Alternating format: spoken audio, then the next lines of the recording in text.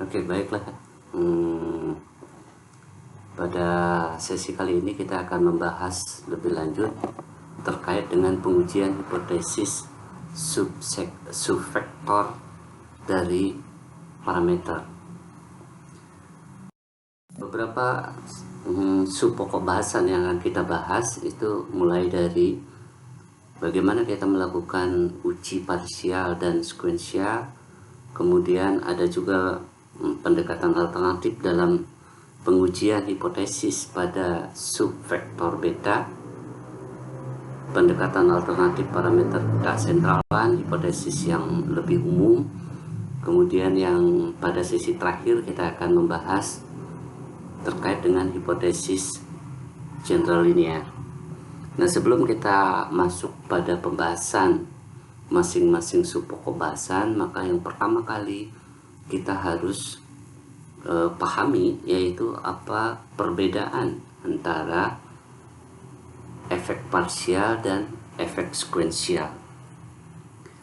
Nah, dapat saya jelaskan bahwa efek parsial itu berbicara dari K kovarit di dalam model.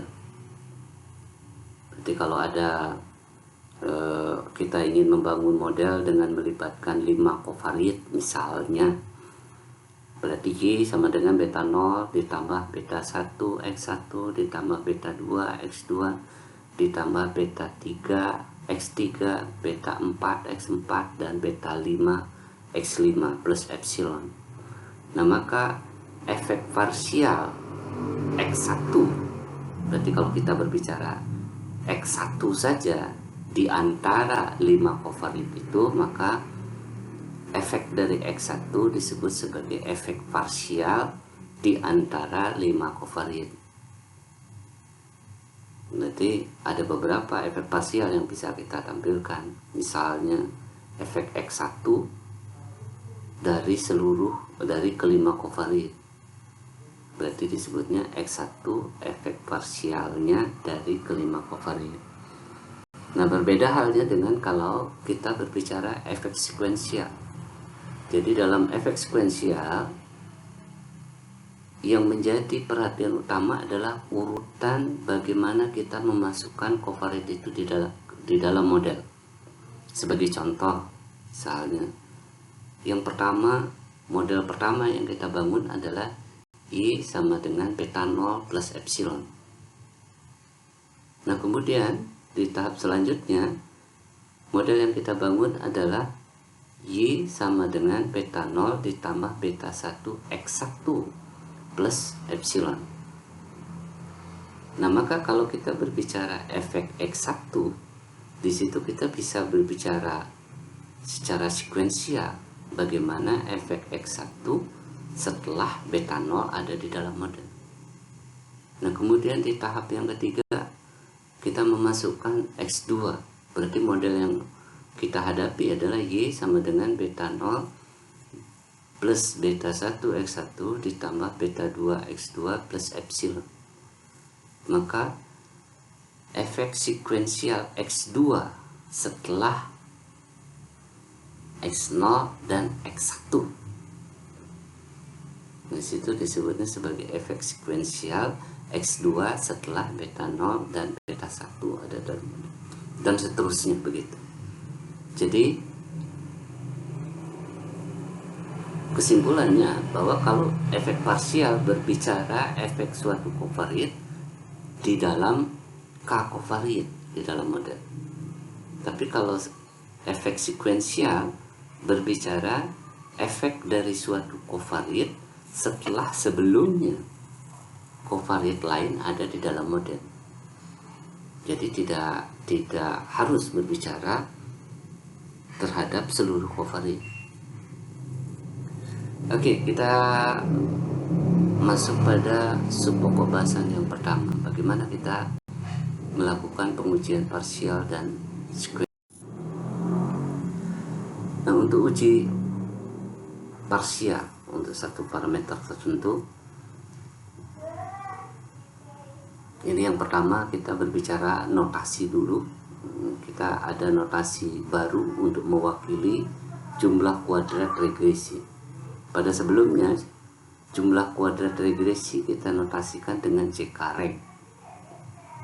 Nah, berarti jumlah kuadrat regresi dari model yang kita bangun. Berarti kalau di dalam model kita terdapat K kovarit, berarti jumlah kuadrat regresi kita hitung dari seluruh kovarit yang ada di dalam model. Biasanya kita notasikan C kare, atau dengan notasi baru kita sebut sebagai R beta,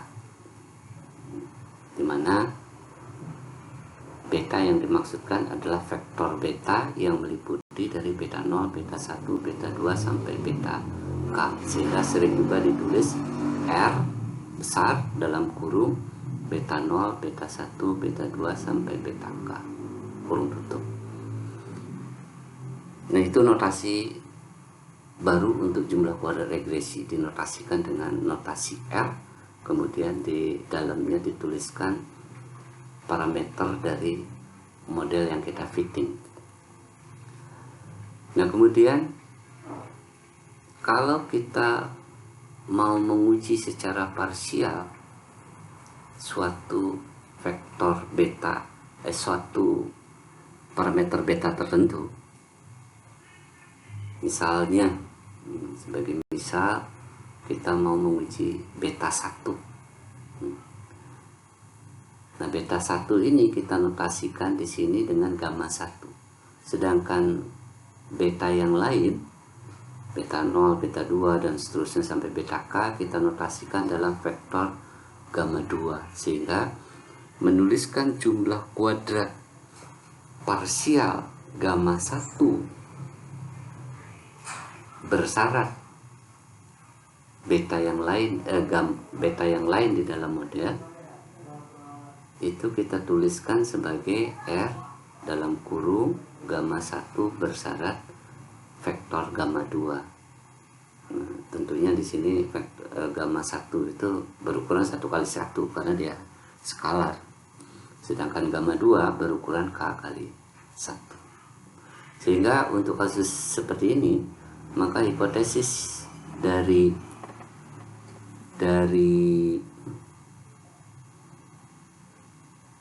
pengujian beta tertentu itu bisa kita inikan dengan menggunakan hipotesis seperti ini. H0 sama dengan beta J sama dengan 0, kemudian H1 nya beta J tidak sama dengan 0. Nah, tentunya ini berlaku untuk seluruh kovariat yang kita libatkan dalam model. Nah, kemudian yang perlu juga kita pahami bersama bahwa jumlah kuadrat regresi secara keseluruhan untuk model penuh atau R kita tuliskan sebagai R beta itu tidak sama dengan jumlah kuadrat regresi parsial dari masing-masing kovariatnya. Nah, nanti ini bisa Anda coba bahwa R beta 0 bersyarat beta 1 sampai beta K ditambah R beta 1 bersyarat beta 0, beta 2 dan seterusnya sampai beta K ditambah dan seterusnya sampai R beta K bersyarat beta 0 sampai beta K min 1. Ini kalau dijumlahkan itu tidak akan sama dengan R beta.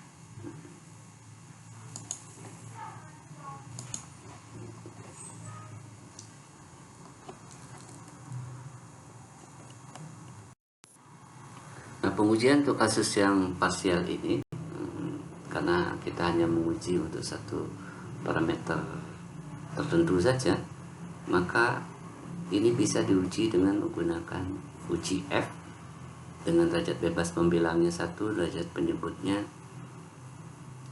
N min P. Nah, ini sama dengan jumlah kuadrat regresi parsial R beta J bersyarat beta 0 dan seterusnya sampai beta K dibagi dengan jumlah kuadrat residua dibagi N min P. Atau ini sebenarnya karena derajat bebasnya sama dengan 1, maka jumlah kuadrat itu sama dengan kuadrat tengah. Ini sebenarnya kuadrat tengah regresi parsial untuk beta C dibagi dengan kuadrat tengah residual.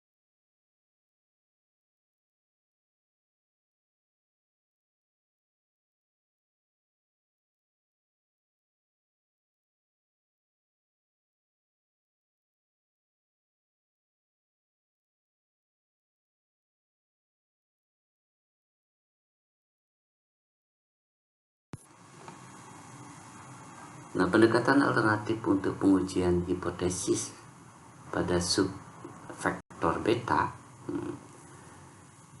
nah ini sebenarnya memanfaatkan sifat dari matrik partisi. Berarti tetap kita berbicara awalnya dari matrik X aksen X beserta inverse-nya. Nah, kemudian kita harus kembali lihat teorema terkait dengan inverse dari matrik partisi X aksen X.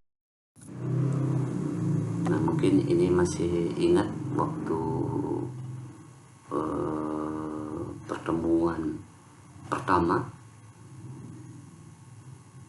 mungkin Pak Majid sudah menyampaikan bagaimana mencari matrik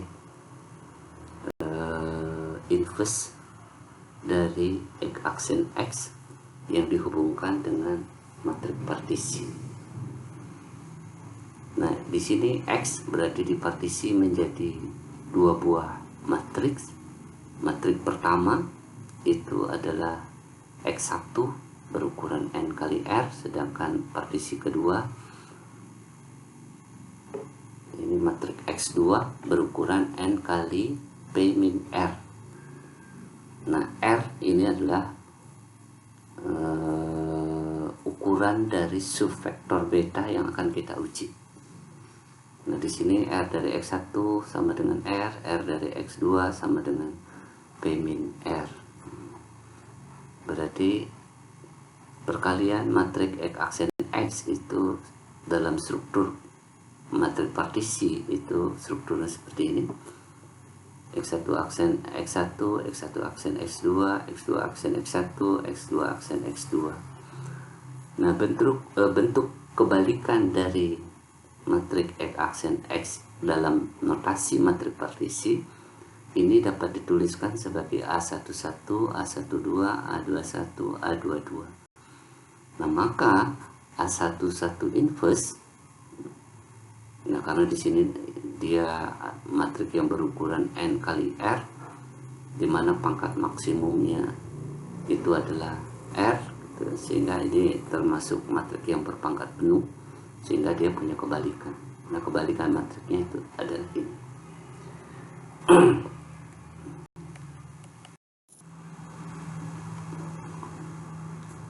Nah, kemudian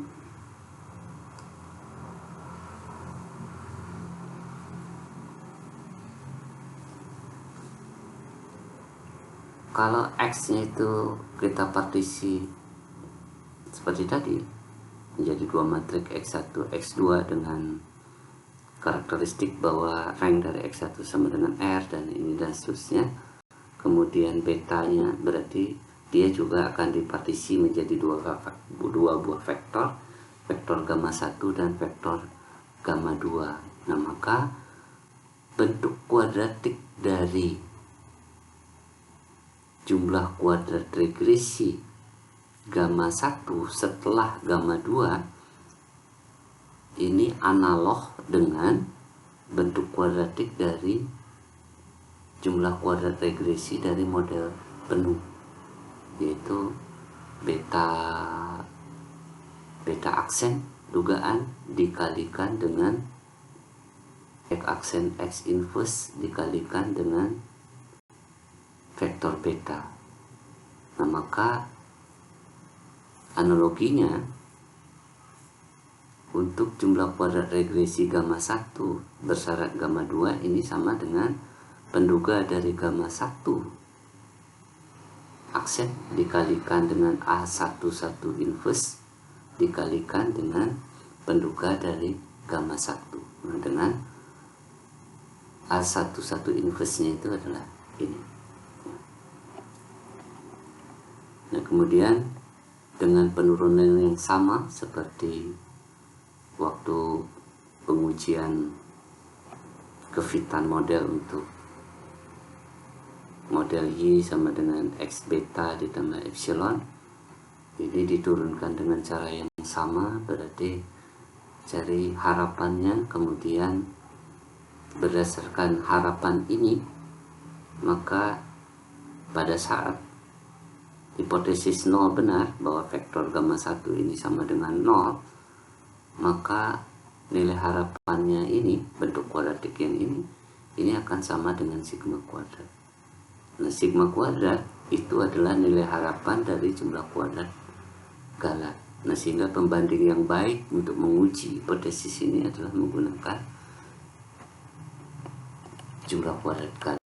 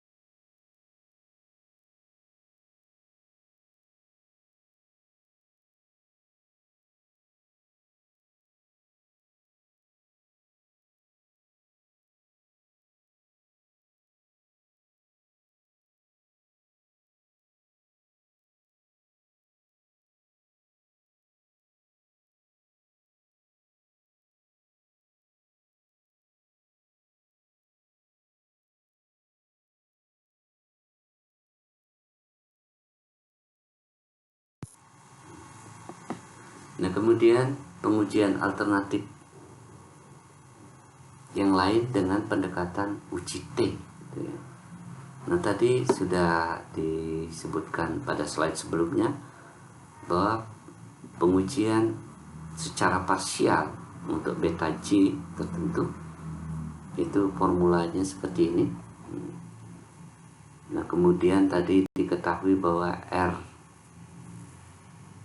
dari beta J bersyarat beta 0 sampai beta K ini sama dengan beta J kuadrat per JJJ, sehingga kalau dimasukkan atau substitusikan dalam persamaan ini ya, bentuknya menjadi beta J kuadrat dibagi JJJ dikali jumlah kuadrat residual dibagi N P, atau ini sama dengan beta J kuadrat per JJJ S kuadrat. Nah, ini adalah bentuk kuadrat atau kuadrat dari nilai uji T. Masih ingat pada saat menguji dengan menggunakan uji T itu bisa menggunakan beta J dibagi dengan standar error dari beta J. Nah, bentuknya yang di sini untuk F-nya berarti ini beta J kuadrat dibagi dengan ini. Nah, kalau kita mau menguji ini dengan menggunakan uji T, berarti kita berbicara akar dari beta J kuadrat per JJJ S kuadrat. Ini diakarkan. Berarti T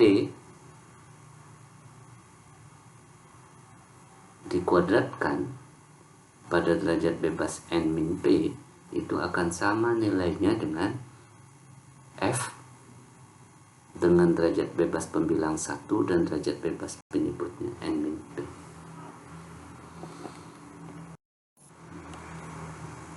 Nah, kemudian untuk kasus pendekatan dengan matrik partisi, berarti parameter ketak sentralan dari F itu bisa didekati dengan formula ini. Ya, nanti Anda bisa baca lebih detail di dalam bukunya Mendenhall yang tadi kita bicarakan. Bisa juga untuk menguji ini kita tuliskan seperti ini. Nah, kemudian hipotesis general linear. Berarti kalau hipotesis general linear berarti kita berbicara dalam konteks pengujian terhadap beberapa hipotesis secara simultan. Berarti bisa saja misalnya hipotesis pertama yang kita uji itu adalah apakah beta 1 sama dengan 0. Kemudian hipotesis yang kedua, apakah beta 1 dikurangi beta 2 sama dengan 0. Hipotesis yang ketiga, apakah beta 1 tambah beta 2 sama dengan beta 3 ditambah beta 4 dan seterusnya. Nah, menguji hipotesis yang demikian secara simultan itu bisa dilakukan dengan strategi seperti ini. Nah, berarti hipotesis-hipotesis yang akan kita uji kita susun dalam bentuk C beta, di mana C itu adalah matrik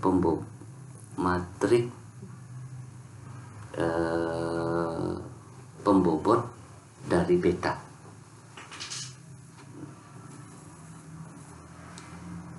Berarti kalau hipotesis yang diujinya ada 3, berarti C-nya ini akan berukuran 3 kali P. Kalau ada 4 hipotesis yang diuji, berarti C ini akan berukuran 4 kali P. P itu adalah banyaknya parameter mulai dari beta 0 sampai beta K. Nah, sehingga bentuk ujinya itu menjadi ya mirip seperti yang kita tadi pada saat pengujian beta sama dengan beta bintang. Nah, di sini berarti kita definisikan pembacak baru lagi, itu CB sama dengan dikurangi delta bintang. Delta bintang ini adalah nilai yang diuji.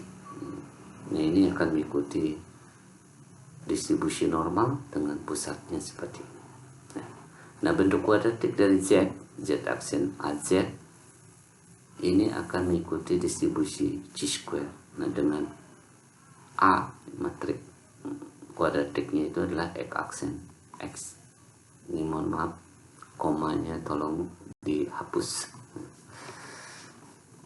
Nah, sehingga dengan penurunan seperti ini, maka bentuk pengujian untuk hipotesis general linear ini itu bisa diuji dengan menggunakan uji F seperti ini. Ini beberapa pustaka yang Anda harus pelajari lebih detail. Ada Mayer dan ada beberapa bahan kuliah yang sering digunakan Pak Majid dan saya sebenarnya. Itu silahkan dicari, tapi pustaka utama kita menggunakan yang Myers ya.